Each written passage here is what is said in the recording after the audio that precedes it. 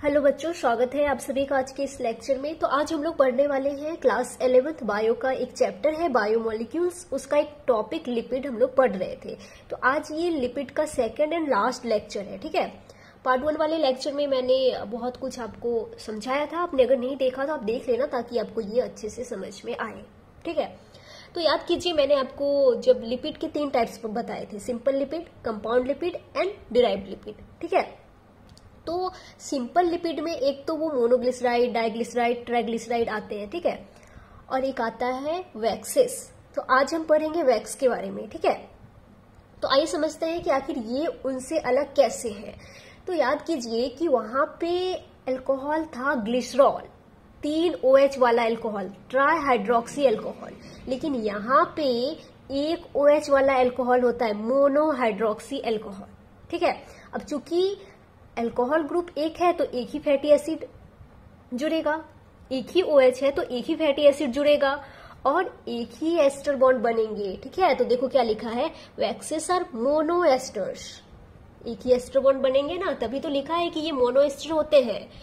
तो waxes are mono esters with only 1 molecule of fatty acid RCOH attached to a monohydroxy alcohol. समझिए, यहाँ पे देखिए लिखा है कि वैक्स कैसे बनेंगे, 1 molecule of fatty acid plus 1 molecule of monohydroxy alcohol. Confuse मत होइएगा, न्यूट्रल फैट में तो ट्राई हाइड्रोक्सी अल्कोहल थे, लेकिन यहाँ पे मोनोहाइड्रोक्सी अल्कोहल है और इससे जुड़ेगा 1 मॉलिक्यूल ऑफ फैटी एसिड, ठीक है। एक H2O निकलेगा और क्या बनेगा, वैक्स बनेगा। तो हुआ ना मोनोएस्टर, एसिड और अल्कोहल जुड़ेंगे तो क्या बनेगा, एस्टर बॉन्ड बनेगा, एक ही एस्टर बॉन्ड बनेगा। तो इसीलिए लिखा है waxes are monoesters with only 1 molecule of fatty acid attached to a monohydroxy alcohol. Clear है। अब आप इसको, कोई भी बच्चा इसे मोनोग्लिसराइड नहीं बोलेगा क्योंकि वहां पे ग्लिसरॉल था, 3 OH वाला अल्कोहल, ट्राई हाइड्रोक्सी अल्कोहल, लेकिन वैक्स में मोनोहाइड्रोक्सी अल्कोहल होता है, एक OH वाला अल्कोहल होता है, तो इसको मोनोग्लिसराइड नहीं कहेंगे, ठीक है। अब देखो इसका एग्जाम्पल देख लेते हैं। इसका एग्जाम्पल क्या है, स्पर्मेसिटी। कहाँ मिलता है, तो found in skull of whale and dolphin. Spermaceti wax है। इसके अलावा अपना जो ईयर वैक्स है वो भी तो वैक्स ही है। अब देखो यहाँ पे हमने लिख रखा, ये करते क्या है, तो देखो क्या लिखा है, waxes have an important role in protection में रोल प्ले करते हैं। कैसे, क्या करते हैं, तो देखिए वो भी लिखा है कि they form water insoluble coating on hair and skin in animals. Animals में क्या करते हैं, वाटर इनसॉल्युबल कोटिंग बना देते हैं हेयर एंड स्किन पर। And stem, leaves and fruits of plants, और stem, leaves and fruits of plants पर भी वाटर इनसॉल्युबल कोटिंग बना देते। प्रोटेक्टिव फंक्शन है, प्रोटेक्टिव लेयर का काम करते हैं, ठीक है। तो यहाँ पे इसी के साथ हमारा वो जो सिंपल लिपिड का टॉपिक चल रहा था वो कंप्लीट होता है। हमने सिंपल लिपिड पढ़ लिया। अब हम लिपिड के दूसरे टाइप, कंपाउंड या कॉन्जुगेटेड लिपिड की ओर बढ़ते हैं, ठीक है। तो देखो अब हम लोग पढ़ने वाले हैं लिपिड का दूसरा टाइप, जो कि क्या है, कॉन्जुगेटेड और कंपाउंड लिपिड्स, ठीक है। अभी देखो कि कंपाउंड लिपिड में क्या क्या होते हैं। तो सबसे पहले तो आप एक बार ये बताओ कि सिंपल लिपिड में क्या क्या होते थे। सिंपल लिपिड में फैटी एसिड होते थे, ठीक है, अल्कोहल होते थे, ठीक है। तो कंपाउंड लिपिड में भी फैटी एसिड होंगे, अल्कोहल होंगे, लेकिन यहाँ पे यानी कि कंपाउंड लिपिड में फैटी एसिड एंड अल्कोहल के साथ साथ कुछ एडिशनल ग्रुप भी होते हैं। कंपाउंड लिपिड में फैटी एसिड होते हैं, अल्कोहल होते हैं और कुछ एडिशनल ग्रुप होते हैं लाइक फॉस्फेट, शुगर, ETC, ठीक है। ये जो एडिशनल ग्रुप है ये फॉस्फेट हो सकते हैं, शुगर हो सकते हैं, और या कोई और ग्रुप हो सकते हैं। यहां तक आपको समझ में आया कि कंपाउंड लिपिड में क्या होता है, फैटी एसिड होता है, अल्कोहल होता है एंड सम एडिशनल ग्रुप होता है लाइक फॉस्फेट, शुगर, ETC, ठीक है। अब देखिए पेज बदलना पड़ेगा, तो यहाँ पे आप देखो, 1 मिनट, हाँ जी, देखिए यहाँ पे अभी हमने कंपाउंड लिपिड के बारे में पढ़ा, 1 मिनट। अब है अगला हेडिंग क्या है हमारा, टाइप्स ऑफ कॉन्जुगेटेड या कंपाउंड लिपिड्स। अब इनके टाइप्स को हम डिस्कस करेंगे। अब हम कंपाउंड लिपिड्स के टाइप्स को डिस्कस करेंगे, ठीक है। तो यहाँ पे देखिए 2 टाइप्स लिखे हैं, पहला क्या है, फॉस्फोलिपिड्स या फॉस्फोग्लिसराइड्स या फॉस्फेटाइड्स या फॉस्फोलिपिड्स कहते हैं, ठीक है। एंड दूसरा क्या है, ग्लाइकोलिपिड्स। अब देखिए बच्चों, नाम से ही क्लियर है कि अगर फैटी एसिड एंड अल्कोहल के साथ एडिशनल ग्रुप फॉस्फेट है तो फॉस्फोलिपिड्स कहेंगे, ठीक है। और अगर एडिशनल ग्रुप शुगर है तो क्या कहेंगे, ग्लाइकोलिपिड कहेंगे, ठीक है। अब इन दोनों को एक एक करके पढ़ना है, तो आइए सबसे पहले स्टार्ट किससे कर रहे हैं हम, फॉस्फोलिपिड्स या फॉस्फोग्लिसराइड से। तो आइए समझते हैं। देखिए फॉस्फोलिपिड्स किसका टाइप है, फॉस्फोलिपिड कंपाउंड लिपिड का टाइप है।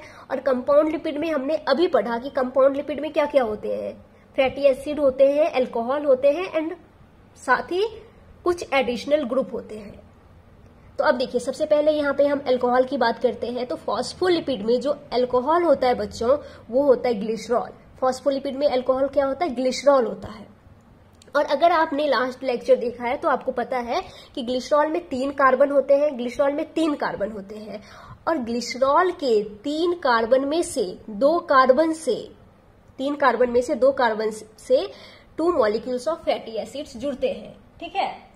ग्लिसरॉल में 3 कार्बन होते हैं और ग्लिसरॉल के 3 कार्बन में से 2 कार्बन से 2 मॉलिक्यूल्स ऑफ फैटी एसिड जुड़ते हैं। सॉरी बच्चों, वो लाइट चली गई थी, हाँ फिर से सॉरी बच्चों, वो लाइट चली गई थी। आइए फिर से देखते हैं। तो देखिए हमने देखा कि जो फॉस्फोलिपिड है, फॉस्फोलिपिड में अल्कोहल होता है ग्लिसरॉल, और ग्लिसरॉल में 3 कार्बन होते हैं। ग्लिसरॉल के 3 कार्बन में से 2 कार्बन से जुड़ता है 2 मॉलिक्यूल्स ऑफ फैटी एसिड्स और 1 कार्बन बच गया। इस 1 कार्बन से क्या जुड़ेगा, इस 1 कार्बन से जुड़ेगा फॉस्फोरिक एसिड और इस फॉस्फोरिक एसिड से जुड़ेगा नाइट्रोजनस कंपाउंड, तब जाके क्या बनेगा, फॉस्फोलिपिड बनेगा। और हाँ, आपको ध्यान देना है कि जो नाइट्रोजनस कंपाउंड है ये डायरेक्ट ग्लिसरॉल से नहीं जुड़ता है, ग्लिसरॉल से फॉस्फोरिक एसिड जुड़ेगा। ग्लिसरॉल के 3 कार्बन में से 2 कार्बन से तो 2 मॉलिक्यूल्स ऑफ फैटी एसिड जुड़ गए और जो 1 कार्बन बचा उससे फॉस्फोरिक एसिड जुड़ेगा और फॉस्फोरिक एसिड से नाइट्रोजनस कंपाउंड जुड़ते हैं, ये आपको याद रखना है। अब देखिए बच्चों, ये जो फैटी एसिड वाला हिस्सा है ये हाइड्रोफोबिक या नॉन पोलर है, ठीक है। और ये जो फॉस्फोरिक एसिड और नाइट्रोजनस कंपाउंड वाला है ये हाइड्रोफिलिक या पोलर हिस्सा है, ठीक है। ये आपको याद रखना है। तो ये तो हो गया कि हमारा ये बायोमोलिक्यूल्स में हमने ऐसे बनाया। लेकिन आप याद कीजिए, आप जब सेल बायो पढ़ते हैं, अगर आप में से किसी ने भी पढ़ा होगा cell the unit of life में सेल मेम्ब्रेन का जब आप स्ट्रक्चर पढ़ते हैं तो वहां पे आप फॉस्फोलिपिड कैसे बनाते हैं, अगर आप में से किसी को याद हो तो ऐसे करके एक सर्कल बनाते हैं और ऐसे 2 वेवी लाइन बनाते हैं, ठीक है। ऐसे एक सर्कल बनाते हैं और 2 ऐसे लाइन बनाते हैं और इसको आप बोलते हैं, क्या बोलते हैं, इसको बोलते हैं हाइड्रोफिलिक या पोलर हेड कहते हैं। एंड इससे क्या कहते हैं, हाइड्रोफोबिक या नॉन पोलर टेल कहते हैं। अगर आपने पढ़ा हो तो आपको याद होगा, नहीं पढ़ा तो कोई बात नहीं, मैं पढ़ाऊंगी आगे। तो ये आपको समझ में आया। तो अब आइए इसमें देख लेते हैं कि कौन कहाँ है। तो अब देखो बच्चों, यहाँ पे ये जो phosphoric acid and nitrogenous compound है ये कहाँ है, हेड में। और जो ग्लिसरॉल है ये दोनों के जंक्शन पर है, हेड में ही है बट दोनों के जंक्शन पे है, ठीक है। ऐसे ये थोड़ा गंदा हो गया, ये देखो जंक्शन पे है, दोनों के जंक्शन पे है। अब देखो, अब ये जो 2 हाइड्रोफोबिक टेल है, यही तो है 2 मॉलिक्यूल्स ऑफ फैटी एसिड। ये देखो, ये एक फैटी एसिड हो गया और ये दूसरा फैटी एसिड हो गया। अब आप देखो कि यहाँ पे अगर इस टेल को आप ध्यान से देखिए तो यहाँ पे एक ये जो लाइन है ये मैंने सीधी बनाई है और दूसरे में यहाँ पे देखो ये बेंड आ गया है। तो देखो ये जो सीधी है ये है सैचुरेटेड फैटी एसिड, मैं लिख देती हूँ। ये क्या है बच्चों, शॉर्ट में लिखती हूँ, ठीक है। तो ये है सैचुरेटेड फैटी एसिड और ये यहाँ पे ये जो है एक्चुअली जहां पे डबल बॉन्ड होता है ना वहां पे बेंड आ जाता है, जिसे कहते हैं किंक, KINK किंक कहते हैं। तो चूंकि इसमें डबल बॉन्ड है, आप पढ़ चुके हैं, तो ये क्या है, ये है अनसैचुरेटेड फैटी एसिड। तो ठीक है, अब जब भी आप ऐसे फॉस्फोलिपिड बनाएंगे तो आप समझ लेना कि कहाँ पे क्या है। तो जो nitrogenous compound and phosphoric acid है, phosphoric acid and nitrogenous compound कहाँ है, हेड में है। और जो ग्लिसरॉल है ये जंक्शन पे है, ये कहाँ है, जंक्शन पे है, ठीक है, जंक्शन पे, ये जंक्शन पे है। और ये जो फोबिक टेल बनाते हैं आप, यही तो है 2 मॉलिक्यूल्स ऑफ फैटी एसिड। ठीक है, तो अब देखो बच्चों कि जो जो फॉस्फोलिपिड है इसमें हाइड्रोफिलिक एंड हाइड्रोफोबिक दोनों पार्ट है। फॉस्फोलिपिड में हाइड्रोफिलिक पार्ट भी है, हाइड्रोफोबिक पार्ट भी है, तो इसीलिए फॉस्फोलिपिड कैसा है, एम्फीपैथिक है। अगर किसी मॉलिक्यूल में हाइड्रोफिलिक एंड हाइड्रोफोबिक दोनों पार्ट होते हैं तो उस मॉलिक्यूल को हम कहते हैं एम्फीपैथिक मॉलिक्यूल। तो फॉस्फोलिपिड में हाइड्रोफिलिक पार्ट भी है, हाइड्रोफोबिक पार्ट भी है, तो फॉस्फोलिपिड कैसा है, फॉस्फोलिपिड है एम्फीपैथिक। ठीक है, देखो यही यहां पे लिखा है, मैं थोड़ा ऊपर करती हूं। हाँ जी, देखो यहाँ पे सिंस फॉस्फोलिपिड्स है both hydrophilic and hydrophobic ends so they are amphipathic, मैंने आपको समझा दिया। अब समझिए, चूंकि जो फॉस्फोलिपिड है वो एम्फीपैथिक है, इस वजह से सेल मेम्ब्रेन में फॉस्फोलिपिड की बाय लेयर होती है, फॉस्फोलिपिड की 2 लेयर होती है। इस पॉइंट को आप जरा समझिए, यहाँ पे 1 मिनट, यहाँ पे आप समझो। देखो अगर एक ही लेयर होता तो क्या होता, मान लो ये क्या है, ये यहाँ पे मैंने फॉस्फोलिपिड बनाया। आप जानते हैं बच्चों कि फॉस्फोलिपिड में ये जो है हेड, ये कैसा है, ये हाइड्रोफिलिक है और टेल हाइड्रोफोबिक है। और आप ये भी जानते हैं कि सेल के बाहर भी पानी है और सेल के अंदर भी पानी है। तो अब यहाँ पे वाटर है तो कोई बात नहीं, यहाँ पे इसके टच में कौन है, हाइड्रोफिलिक हेड है। लेकिन अगर ये हाइड्रोफोबिक टेल को वाटर के टच में रखोगे तो ये तो हमेशा टेंशन में रहेगा, अनस्टेबल रहेगा। तो इसीलिए इस हाइड्रोफोबिक टेल को बचाने के लिए, एक्वस एनवायरनमेंट से बचाने के लिए फॉस्फोलिपिड की बाय लेयर बनाई गई। तो सिंगल लेयर तो नहीं हो सकता है ना। अब देखो बाय लेयर है, इसमें ऐसे ये अरेंजमेंट ऐसा ही होगा। ठीक है, अब देखो, अब यहाँ पे बाहर वाटर है, कोई दिक्कत नहीं, टच में कौन है, हाइड्रोफिलिक हेड। अंदर वाटर है, कोई दिक्कत नहीं, इसके टच में कौन है, हाइड्रोफिलिक हेड। तो फॉस्फोलिपिड की बाय लेयर क्यों है, ताकि ये जो हाइड्रोफोबिक टेल है फॉस्फोलिपिड में, ये जो हाइड्रोफोबिक टेल है इसको एक्वस एनवायरनमेंट से बचाया जा सके। ठीक है, तो फॉस्फोलिपिड चूंकि एम्फीपैथिक है, इसी वजह से सेल मेम्ब्रेन में फॉस्फोलिपिड की बाय लेयर होती है। ये भी बात आपने समझ लिया। अब चलो, अब हमें पेज फिर से 1 मिनट चेंज करना होगा। अब देखो ये तो खत्म होता है यहाँ पे। अब देखो ये तीसरा पेज है, अब देखते हैं क्या है।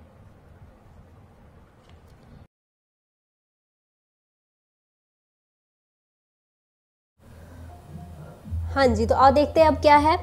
तो अब देखिए क्या लिखा है फॉस्फोलिपिड के बारे में कि phospholipids are the most abundant type of lipids in protoplasm. देखिए आप जानते हैं कि चाहे सेल मेम्ब्रेन हो या सेल ऑर्गेनल की मेम्ब्रेन हो, तो सभी में फॉस्फोलिपिड होगा। तो फॉस्फोलिपिड क्या है, phospholipid are the most abundant type of lipid in protoplasm, ये आपको याद रखना है। ठीक है, अब देखिए इसको मैं थोड़ा ऊपर कर देती हूँ। अब देखिए यहाँ पे क्या लिखा है कि examples of biologically important phospholipids. यहाँ पे फॉस्फोलिपिड्स के कुछ एग्जाम्पल्स लिखे हैं जो कि आपको समझना है। तो देखो पहला क्या है, लेसिथिन और फॉस्फेटिडिल कोलिन। लेसिथिन और इसका केमिकल नेम क्या है, फॉस्फेटिडिल कोलिन। अभी देखो ये बहुत इंपॉर्टेंट है, क्यों, क्योंकि आपके एनसीईआरटी में इसका डायग्राम दे रखा है। 1 मिनट मैं एनसीईआरटी दिखा देती हूँ आपको। यहाँ पे देखो, ये देखो यहाँ पे ये लेसिथिन का दिया है स्ट्रक्चर, ये देखो ये लेसिथिन का स्ट्रक्चर दिया है। तो यहाँ पे तो पूरा बना बनाया है, कहाँ से क्या आया कैसे हुआ आपको कुछ समझ में नहीं आएगा। तो अगर इसे समझना है तो मुझे आपको बना के समझाना होगा। तो आइए मैं आपको बना के समझाती हूँ। ठीक है, हाँ जी, तो आइए मैं आपको लेसिथिन का स्ट्रक्चर बना के दिखाती हूँ पूरा। ठीक है, तो लेसिथिन क्या है, फॉस्फोलिपिड का एग्जाम्पल है। और फॉस्फोलिपिड में मैंने अभी आपको बताया कि अल्कोहल होता है ग्लिसरॉल, और ग्लिसरॉल में 3 कार्बन होते हैं, और ग्लिसरॉल के 3 कार्बन में से 2 कार्बन से फैटी एसिड जुड़ते हैं, और जो 1 कार्बन बच गया उससे फॉस्फोरिक एसिड जुड़ते हैं, और फॉस्फोरिक एसिड से नाइट्रोजिनस कंपाउंड जुड़ते हैं। और यहाँ पे लेसिथिन में नाइट्रोजिनस कंपाउंड क्या होगा, कोलिन होगा। तो आइए इन्हीं सबको दिखाते हैं। सबसे पहले देखो मैं यहाँ पे क्या बना रही हूँ, CH2OH CH OH CH2 OH। ये क्या है? ये है ग्लिसरॉल। ये क्या है? ये ग्लिसरॉल है। ठीक है, अब इस ग्लिसरॉल के एक मिनट, ग्लिसरॉल के 2 कार्बन से जुड़ेगा फैटी एसिड। ठीक है, आइए जोड़ते हैं। तो ये हो जाएगा R1 C double bond O OH। ठीक है, अब दूसरे कार्बन से भी जोड़ देते हैं, आइए। तो ये क्या हो जाएगा? एक मिनट, ये हो जाएगा R2 C double bond O और क्या हो जाएगा? OH। तो ग्लिसरॉल के 3 में से 2 कार्बन से फैटी एसिड जुड़ गया। अब ये जो तीसरा कार्बन बचा बच्चों, इससे जुड़ेगा क्या? इससे जुड़ेगा फॉस्फोरिक एसिड। आइए देखते हैं, एक मिनट। तो तीसरे कार्बन से जुड़ेगा फॉस्फोरिक एसिड।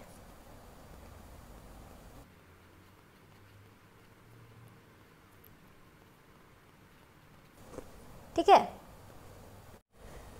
तीसरे कार्बन से जुड़ेगा phosphoric acid. Phosphoric acid is what? P double bond O, 3 bar OH, H3PO4, यही तो है phosphoric acid, H3PO4। Phosphoric acid या फॉस्फेट ग्रुप जुड़ेगा और इससे जुड़ेगा नाइट्रोजिनस कंपाउंड कोलिन। आइए जोड़ते हैं। तो ये हो जाएगा CH2 OH N plus CH3 CH3। तो ये हो गया ग्लिसरॉल।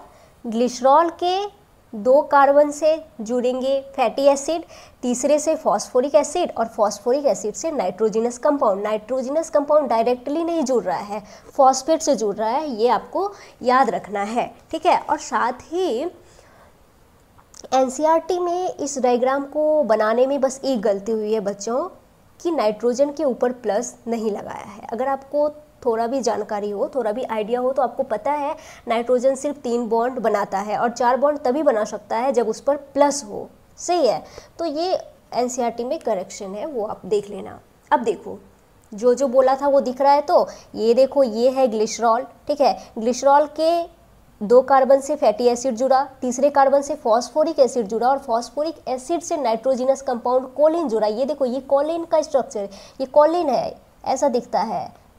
कोलिन भी दर्शन कर लो, कोलिन का भी। ये क्या है? ये है कोलिन, ये ऐसा दिखता है, लिख दो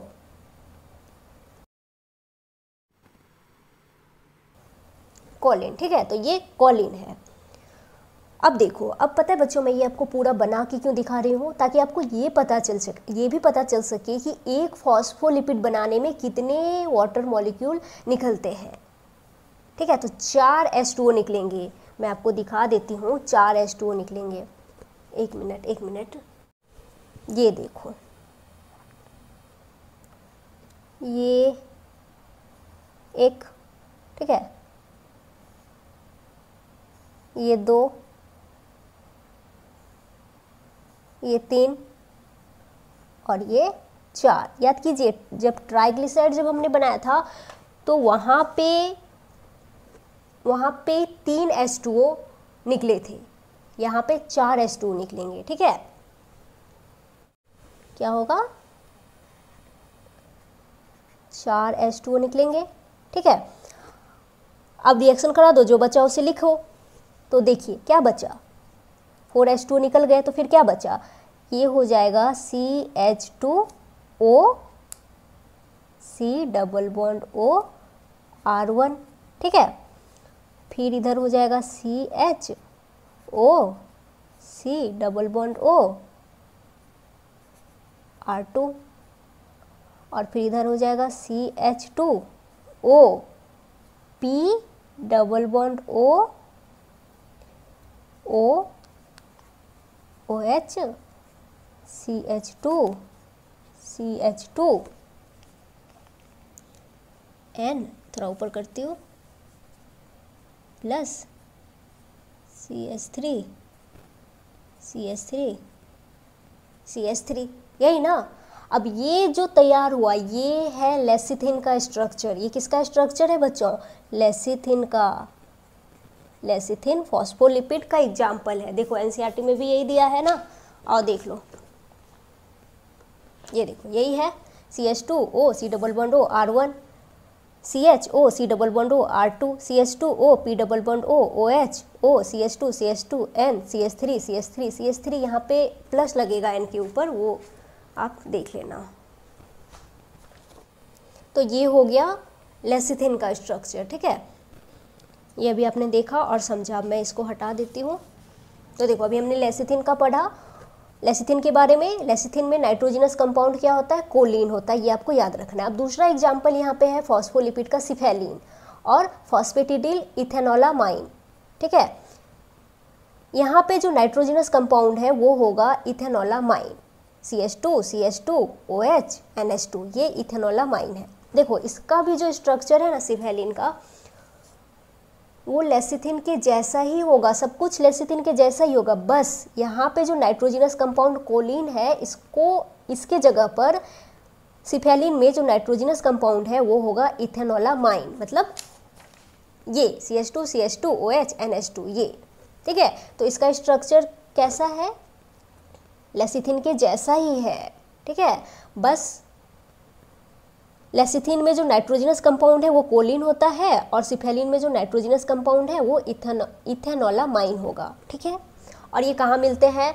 तो occurs in nervous tissue, egg York and blood platelets, ये आपको याद रखना है, ठीक है। अब देखिए, एक मिनट, अब देखो अब क्या है, तीसरा क्या है एग्जाम्पल? स्फिंगोलिपिड्स और स्फिंगोमाइलिन। ये देखो इसका भी जो स्ट्रक्चर है ना बच्चों, ये लेसिथिन के जैसा ही होता है। देखो लिखा है it is similar to lecithin, इसका स्ट्रक्चर लेसिथिन के जैसा ही होता है, but in place of glycerol it contains an amino alcohol sphingosine. देखो इसका भी जो स्ट्रक्चर है वो लेसिथिन के जैसा ही होता है, बट लेसिथिन में क्या था? ग्लिसरॉल था, अल्कोहल क्या था? ग्लिसरॉल था। बट स्फिंगोलिपिड या स्फिंगोमाइलिन में अल्कोहल ग्लिसरॉल नहीं होगा, दूसरा अल्कोहल होगा। यहाँ पे 18 कार्बन वाला 18 कार्बन वाला एक अल्कोहल होगा जिसमें एमिनो ग्रुप भी होगा, एक 18 कार्बन वाला अल्कोहल होगा जिसमें एमिनो ग्रुप भी होगा, तो एमिनो अल्कोहल बोलेंगे और उसका नाम क्या है? स्फिंगोसिन है। तो याद रखिएगा स्फिंगोलिपिड में, स्फिंगोलिपिड का जो स्ट्रक्चर है वो लेसिथिन के जैसा ही है, बस लेसिथिन में अल्कोहल ग्लिसरॉल होता है। यहाँ पे फर्क इतना है कि यहाँ पे ग्लिसरॉल नहीं होगा, दूसरा अल्कोहल होगा। कौन सा होगा? तो स्फिंगोसिन होगा, ठीक है। 18 कार्बन वाला अल्कोहल जिसमें एमिनो ग्रुप भी होता है, इसीलिए बोलेंगे एमिनो अल्कोहल स्फिंगोसिन। तो स्फिंगोलिपिड या स्फिंगोमाइलिन में, माइलिन का जो स्ट्रक्चर है वो लेसिथिन के जैसा ही होगा बच्चों, बट लेसिथिन में ग्लिसरॉल होता है अल्कोहल और यहाँ पे एक एमिनो अल्कोहल स्फिंगोसिन होगा, ठीक है। तो देखिए मतलब लेसिथिन का स्ट्रक्चर कॉपी पेस्ट करना है, बस इथेनॉल अमाइन लगा दो कोलिन की जगह तो क्या बन जाएगा? सिफेलिन, ठीक है। लेसिथिन का स्ट्रक्चर कॉपी पेस्ट करना है, बस ग्लिसरॉल की जगह स्फिंगोसिन अल्कोहल लगा दो तो क्या बन जाएगा? स्फिंगोलिपिड। तो क्या लगाना है? स्फिंगोसिन अल्कोहल, तो क्या बन जाएगा? स्फिंगोलिपिड बन जाएगा, ठीक है। अब ये कहाँ मिलते हैं? तो occurs in myelin sheath of nerves, myelin sheath of nerves में, ठीक है। तो इसी के साथ हमारा ये तीसरा पेज यहाँ पे कंप्लीट होता है। अब मैं इसे हटाती हूँ।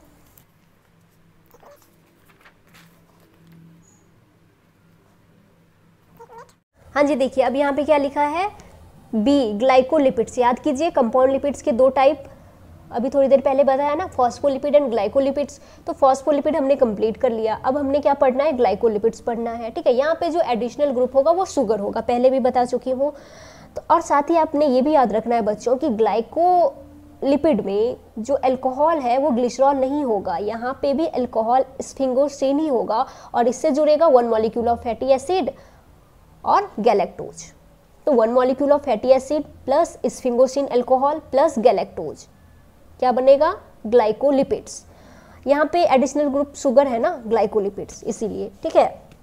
अब है कि ग्लाइकोलिपिड्स के बारे में देखो क्या लिखा है कि glycolipids occur on cell surface and help in cell recognition. कहाँ होते हैं, याद कीजिए, जब आप सेल बायो पढ़ते हैं, सेल मेम्ब्रेन का स्ट्रक्चर पढ़ते हैं, तो वहाँ पे आप पढ़ते हैं ना कि सेल मेम्ब्रेन की सरफेस पर ग्लाइकोलिपिड और ग्लाइकोप्रोटीन होते हैं। They help in cell to cell recognition, कौन सेल्फ सेल है कौन नॉन सेल्फ है, ये सब पहचानने में मदद करते हैं। कौन, ग्लाइकोलिपिड एंड ग्लाइकोप्रोटीन। ग्लाइकोलिपिड वही करेगा, ग्लाइकोलिपिड कहाँ पाए जाते हैं, तो सेल सरफेस पे, और क्या करते हैं, तो सेल रिकॉग्निशन में मदद करते हैं। ठीक है, अब देखो इसके कुछ एग्जांपल्स दिए हैं ग्लाइकोलिपिड्स के, तो आइए देख लेते हैं क्या है। सेरेब्रोसाइट्स कहाँ मिलते हैं, तो occur in white matter of brain. ठीक है, और दूसरा देखिए क्या है, गैंग्लियोसाइट्स, ये कहाँ मिलते हैं, तो occur in nerve ganglia and spleen. इसी के साथ हमारा कंपाउंड लिपिड कंप्लीट होता है। अब हम लिपिड के तीसरे प्रकार डिराइव्ड लिपिड के बारे में पढ़ेंगे। अभी देखो, अभी आपने जो पढ़ा simple lipid and compound lipid, तो जो डिराइव्ड लिपिड है वो simple lipid and compound lipid से ही डिराइव होते हैं। ठीक है, और इनका जो स्ट्रक्चर है वो सिंपल एंड कंपाउंड लिपिड की तुलना में थोड़ा कॉम्प्लेक्स होता है। अब देखिए, अब हमें यहाँ पे क्या लिखा है कि डिराइव्ड लिपिड्स दो प्रकार के होते हैं। इसके दो प्रकार हैं, स्टेरॉइड्स एंड क्रोमोलिपिड्स। तो सबसे पहले हम स्टेरॉइड्स के बारे में बात करेंगे। आइए देखते हैं, थोड़ा ऊपर कर लेती हूँ।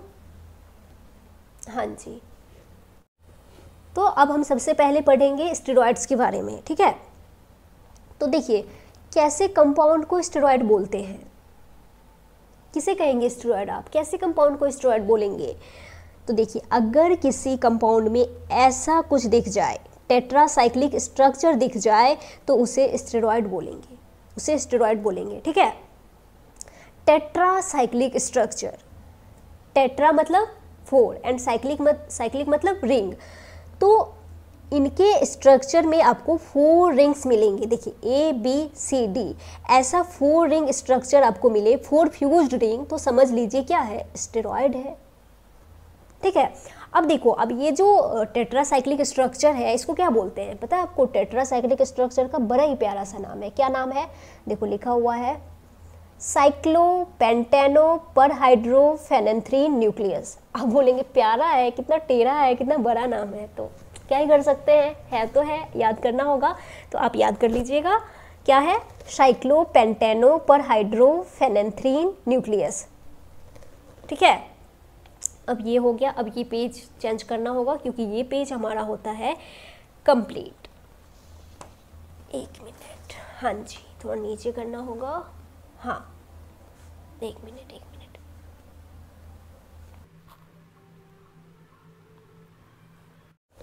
हाँ जी, तो देखो यहाँ पे क्या है कि on the basis of functional group के बेसिस पे स्टेरॉइड्स जो है वो 2 तरह के होते हैं।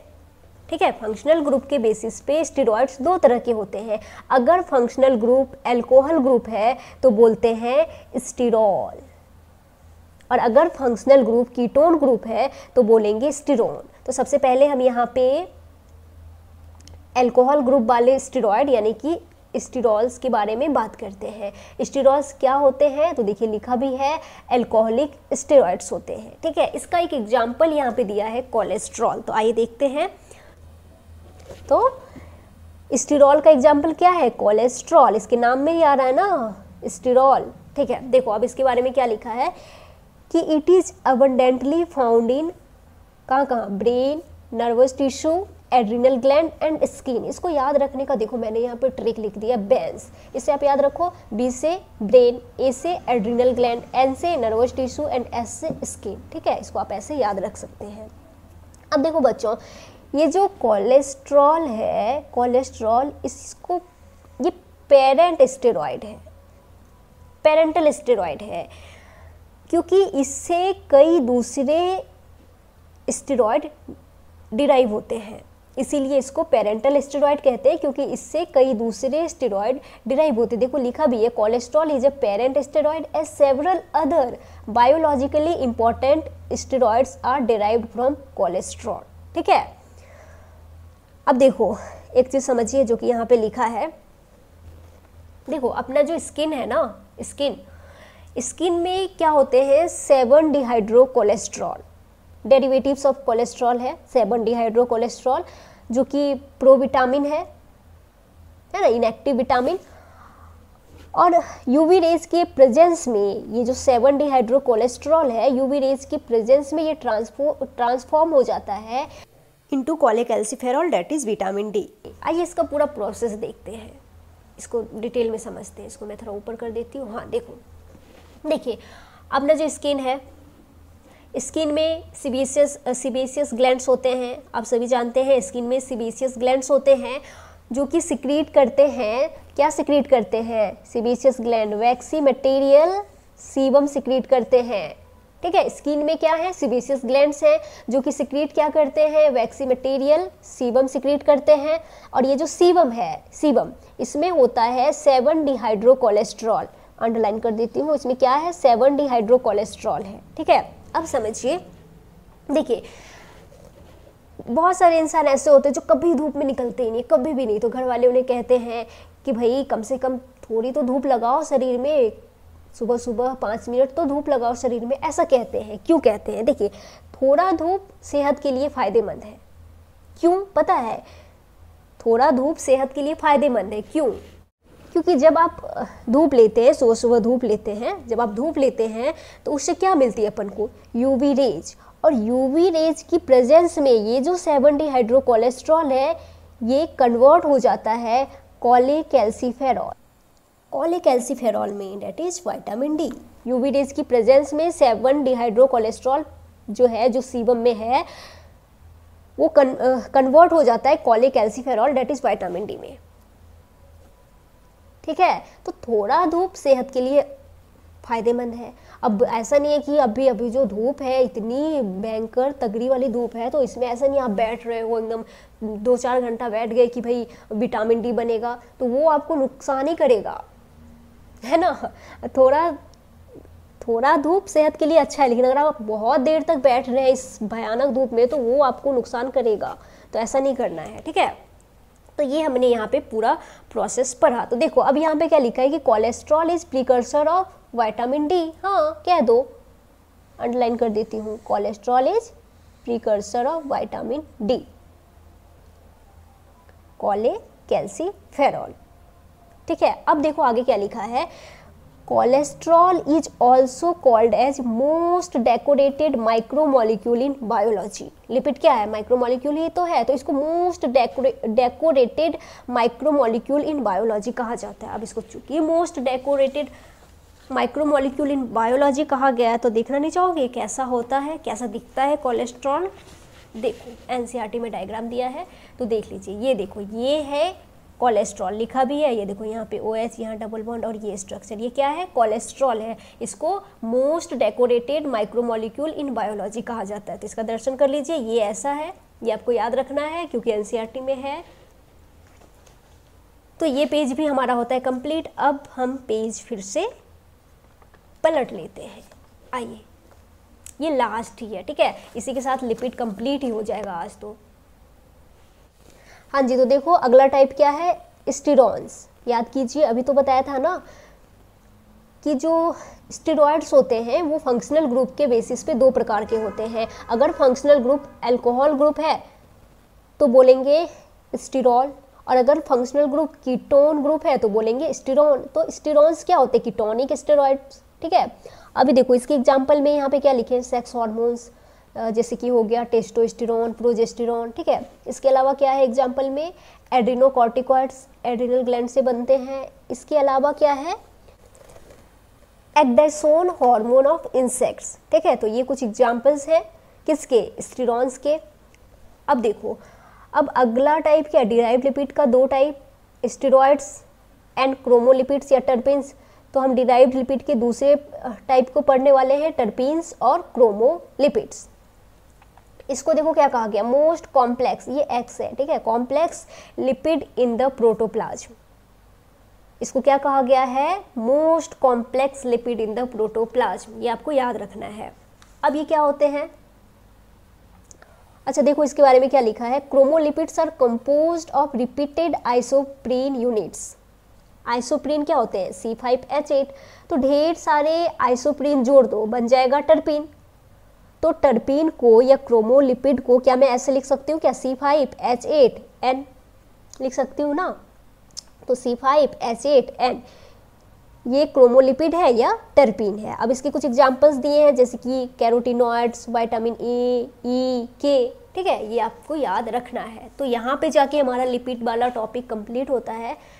तो आज के इस लेक्चर में इतना ही। अगर आपको वीडियो अच्छा लगा, समझ में आया, तो आप हमारे साथ जुड़े, हमारे चैनल को सब्सक्राइब कीजिए, वीडियो को लाइक कीजिए, शेयर कीजिए और ऐसे ही हमारे साथ जुड़े रहें। Thank you so much.